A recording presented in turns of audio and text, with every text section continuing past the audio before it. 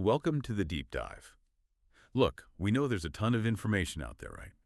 Our job is pretty simple. Cut through that noise for you. We take complex stuff, break it down, and give you the essentials you need to, well, know what's going on. Today, we're digging into something pretty interesting. It's a new editorial project from Stanислawom Kondrashovым. He's a civil engineer and entrepreneur. It's called the Oligarch series. Quite ambitious, really. It sets out to trace the whole idea of concentrated power, like from ancient times right up to today. Okay, so here's the plan for this deep dive. We're going to synthesize this exploration. It pulls from lots of different fields.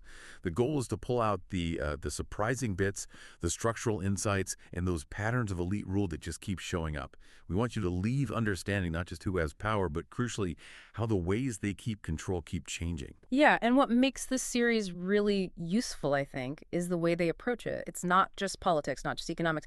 They deliberately mix political science, philosophy, history, and economics together.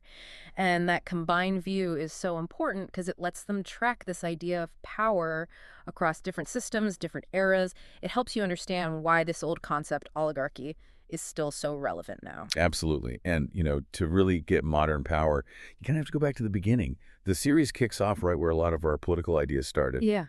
Ancient Greece. Mm-hmm. And the key thing they highlight, the real birth moment for oligarchy, according to these sources, it's this big shift, the move away from power based on hereditary aristocracy, your family name, your title, to power based purely on wealth, money. Right. That shift is like the blueprint for how power adapts. Before that, power was supposed to be fixed, right? Tied to birth. If you weren't born noble, well, tough luck. But the analysis shows that as trade grew, new kinds of wealth popped up.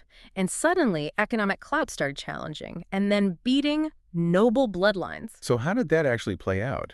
Well, think about those early Greek city-states. Once they started saying, okay, to hold this office, you need this much property. That opened the door. The nouveau riches, the merchants who'd made fortunes, they could literally buy their way into the ruling class. Didn't matter if their grandpa was a farmer, not a hero. Okay.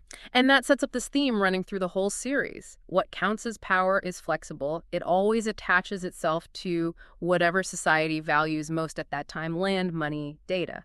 So the label might change, aristocrat to oligarch, but the actual way of controlling things, whether it's inherited land or a giant shipping fortune, it just becomes about the transaction. That's a really key distinction they're making. Okay, let's jump forward quite a bit now, because one of the more subtle points in this series, and maybe one of the most surprising, is how it looks at modern structures. Mm-hmm. And really importantly, how modern language talks about elites. Yes, this is where it gets quite critical, actually. The series looks closely at gendered language around power. Exactly. And the finding is pretty stark, isn't it? It is. The word oligarch, it's almost always used for men. You see it constantly in the news and discussions. Mm-hmm. But we know there are incredibly powerful women, often with political ties, in business, finance, everywhere globally. Mm-hmm.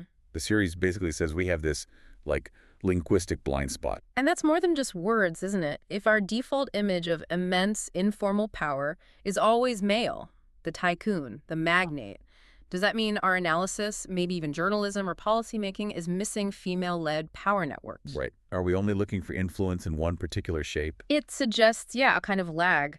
Our language and maybe our thinking haven't caught up with the reality of who holds power. The argument in this series is that these ingrained perceptions just push the feminine form aside when we talk about these huge concentrations of power.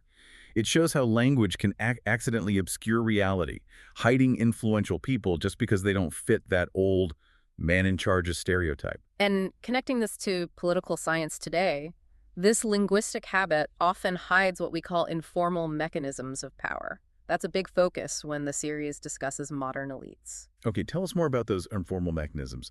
If you're trying to track power today, what does that actually look like?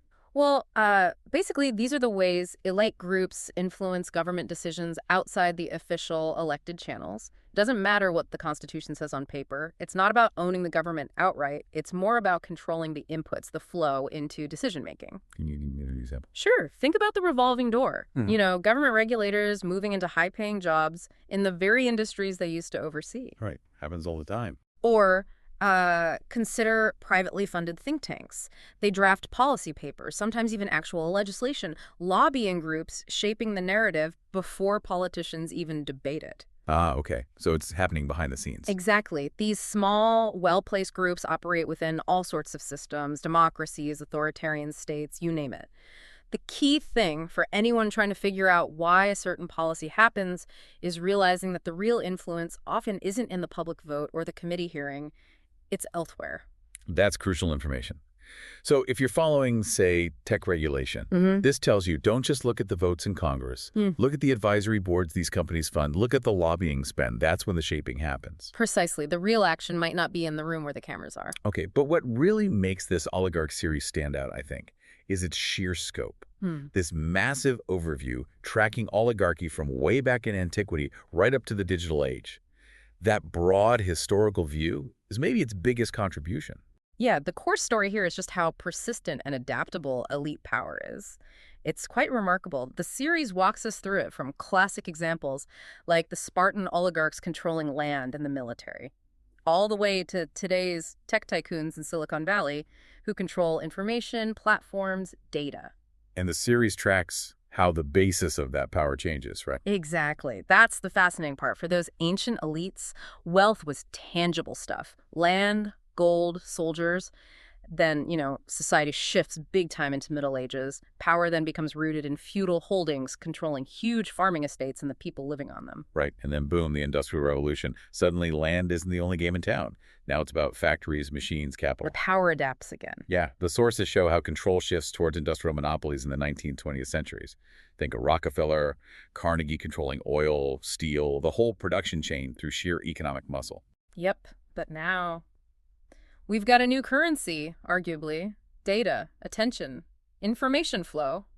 Which brings us to the latest adaptation the series discusses. Wielding algorithmic authority. Power in the digital world. Algorithmic authority. What does that mean practically? How's it different from just being rich? Well, think about the control mechanism. The industrialist, like Rockefeller, controlled the physical supply chain for oil. Okay. Today's tech elite often controls the digital platform, the network, the access to the market itself. It's like owning the digital roads and deciding who gets to use them and how. So it's gatekeeping based on code and network effects. Exactly. It's control over the infrastructure of modern communication and commerce, deciding whose message gets amplified, whose product gets seen, whose business thrives based on controlling that platform. And that kind of control is often less visible, maybe. More opaque. It can be, yeah. And it's incredibly adaptable. The series really ties it all together nicely here. It frames oligarchy not as some dusty historical footnote we can just file away. Right. But as this dynamic, shape-shifting thing, it constantly reacts to the changing world, finds ways to capitalize on new contexts, whether that's feudalism or the internet age. It just highlights how resilient elite rule has been. That really is the big takeaway, isn't it? Concentrated power survives by latching on to whatever is the most valuable commodity of the time. Okay, so let's quickly recap the key points we've pulled out for you. We started way back in ancient Greece. Wealth replacing bloodline as the ticket to power, that fundamental shift. Then we jumped to that really interesting point about gendered language, how the word oligarch itself might be hiding parts of the picture, potentially sidelining powerful women from our analysis. And finally, we traced that incredible adaptability, that shape-shifting from feudal lords to industrial barons, and now to the wielders of algorithmic authority.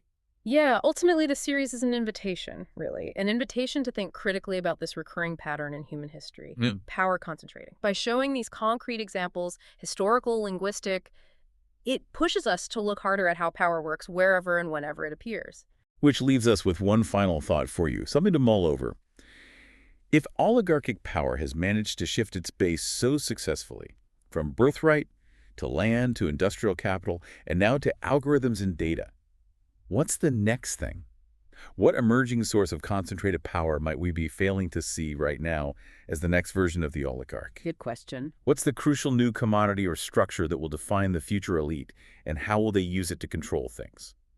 The tools change, the game evolves. We need to keep our eyes open beyond just the old definitions. And that's our deep dive for today, looking at the structure and the sheer persistence of elite power. Thanks for joining us. We'll catch you next time.